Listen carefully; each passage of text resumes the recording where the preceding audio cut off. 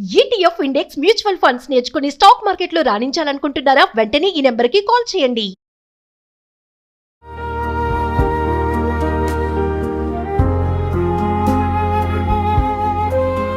నమస్తే, welcome back to Suman TV. Present మనతో పాటు ఉన్నారు సీనియర్ ఐపీఎస్ ఆఫీసర్ రెడ్డన్న గారు.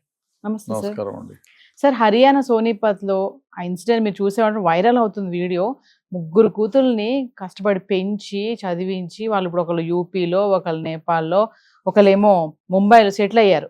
తండ్రి ఓల్డ్ ఏజ్ హోమ్లో ఉంటున్నారు, పేరెంట్స్ ఇద్దరు కూడా. ఆయన చనిపోయారు. చనిపోతే కనీసం మరి రావడానికి వాళ్ళకి టైం లేకుండా పోయింది. అది కూడా వీడియో కాల్లో. అసలు ఎంత దారుణం అంటే, తొందరగా చేయండి, మేము బయటికి వెళ్ళాలి, మాకు పనులు ఉన్నాయి, ఎంతసేపు చేస్తారు అని ఆ వీడియో కాల్లో వాళ్ళ మాట్లాడడం అనేది దారుణంగా ఉందన్నమాట. అంటే ఎటుపోతున్నాయి బంధాలు, రిలేషన్స్, అసలు ఇవన్నీ అనిపిస్తుంది ఇలాంటి చూసినప్పుడు. ఒక్కసారి దాని గురించి మాట్లాడితే సార్. నిజంగానే ఆయనకు కొడుకులు లేరు, లేకపోయినా కొడుకుల్లాగే ముగ్గురు కూతుర్లని పెంచాడు ఈ శివచరణ్ దాస్ గుప్తా. శివచరణ్ దాస్ గుప్తాకి ముగ్గురు అమ్మాయిలు అయితే ముగ్గురిని బాగా చదివించాడు. ఒకరిని బొంబాయికి ఇచ్చి వివాహం చేశాడు, ఒకరినేమో నేపాల్, ఇంకొకరేమో ఉత్తరప్రదేశ్లోనే. వీళ్ళు ముగ్గురు బాగా సెటిల్ అయినారు. సెటిల్ అయిన తర్వాత వీళ్ళని చూసుకునే వాళ్ళు లేరనే ఉద్దేశంతో శివచరణ్ గుప్తా మరియు వాళ్ళ భార్య ఇద్దరు కూడా ఒక ఓల్డ్ ఏజ్ హోమ్లో చేరినారు. ఆ ఓల్డ్ ఏజ్ హోమ్లోనే భార్య గతించిపోతే ఈయన ఒక్కడే ఉన్నాడు. ఒకడే ఉంటే కొంచెం అనారోగ్యం వచ్చింది. అనారోగ్యం వచ్చితే కూడా వృద్ధాశ్రమం నడిపే వాళ్ళు, ఓల్డ్ ఏజ్ హోమ్ వాళ్ళు పిల్లలకి చెప్తే రాలేదు. ఆ అవసరానికి ఖర్చులకి ఏమన్నా ఉంటే మేము పంపిస్తాము అని చెప్పారు. చివరికి ఆ ముగ్గురు పిల్లలు రాకపోగా ఈయన చనిపోయినాడు ఒకరోజు.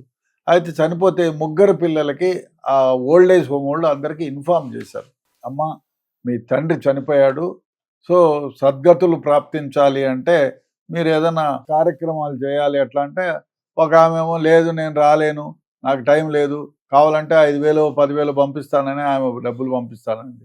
ఉత్తరప్రదేశ్లో ఆమె, బొంబాయిలో ఉండే ఆమె దరిద్రంలో దరిద్రం ఏమిటంటే అవి కార్యక్రమాలు చేస్తూ ఉంటే ఎంతసేపు చేస్తారండి కార్యక్రమాలు, ఆకలి అవుతుంది, భోజనం చేయాలా అని మాట్లాడిందంటే మానవత్వం ఎక్కడ మంట కలిసిపోయిందా అని.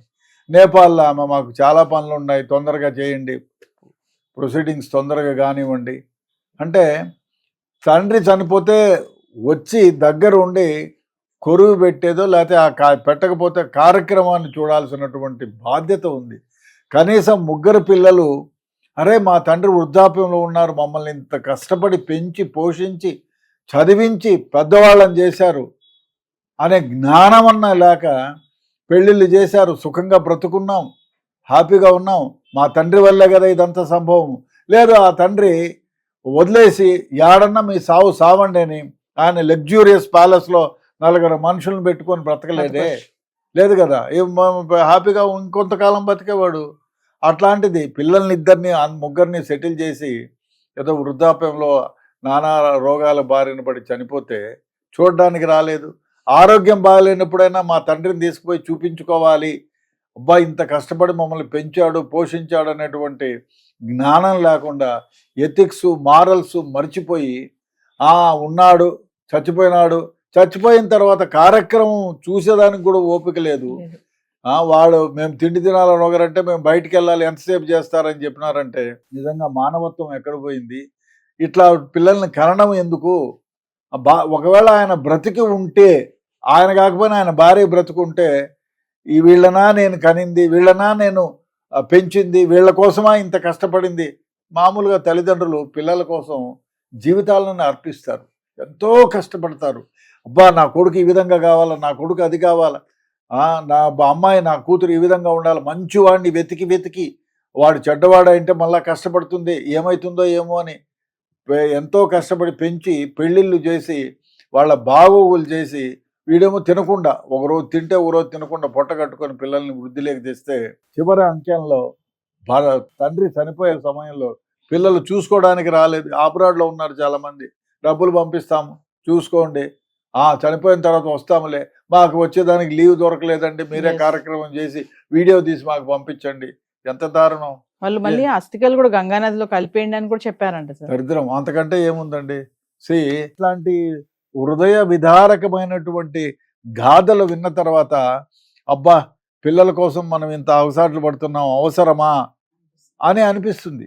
ఎందుకు మనం ఇంత కష్టపడుతున్నాం, ఎందుకు కట్టుకొని వీళ్ళ కోసం ఇంత తిరుగుతున్నాం, వీళ్ళకి ఎథిక్స్ మారల్స్ ఎంతకని నేర్పిస్తామండి. చదువుకున్నాం, మంచి విద్యా బుద్ధులు తెప్పించాం, అంతేగాని మేము చచ్చిపోతే మీరు రండి, మమ్మల్ని వృద్ధాప్యంలో మమ్మల్ని బాగా చూసుకోండి అంటారు. అది మీ బాధ్యత, మీ బాధ్యత మీరు నెరవేర్చాలి. మా బాధ్యతగా మేము చదివించాం, మంచి అలవాట్లు ఇవ్వాలని కోరుకుంటారు, మంచి చదువులు ఇప్పించాం, మంచి ఉద్యోగం ఇప్పించాం.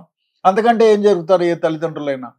సో తల్లిదండ్రులని వృద్ధాప్యంలో చూసుకోవాల్సినటువంటి బాధ్యత కుమార్తెలది, కొడుకులది. ఆ బాధ్యత నిర్వర్తించకుండా మీరు మీరు ఇంతసేపు అవుతా ఉంది, ఇంకానా ఈ కార్యక్రమం తొందరగా చేయండి, నాకు ఆకలేస్తా ఉంది, ఆఫీస్కి వెళ్ళాలా, ఇంతకంటే దారుణం ఏముంది. నిజంగా ఇటువంటి వీడియోసు, ఇటువంటి హృదయ విదారకమైనటువంటి స్టోరీస్ విన్నప్పుడు, చూసినప్పుడు బాధ అనిపిస్తుంది. అబ్బా, ఇదే సమాజం ఎట్లా పోతా ఉంది. తండ్రిని మన పూర్వకాలంలో తల్లిని తల మీద పెట్టుకొని దేశం అంతా మోసిన వాళ్ళ కథలు వింటాం. అదేవిధంగా తల్లిదండ్రుల కోసం ఉద్యోగాలు రాజీనామా చేసి వాళ్ళని సేవ చేసుకుంటూ గడిపిన వాళ్ళని చూసాం. ఇది ఎక్కడి దారుణం. ఇంత శుభంగా, ఇంత సుకరంగా వాళ్ళని పెంచి పోషిస్తే చివరికి చనిపోయిన తర్వాత వాళ్ళు ఇచ్చే గౌరవం మీద నిజంగానే బాధ అనిపిస్తుందండి. ఇట్లాంటివి చాలా దురదృష్టకరం. నిజంగానే ఇది 10 మందికి తెలియపరచాల్సినటువంటి వ్యవహారం.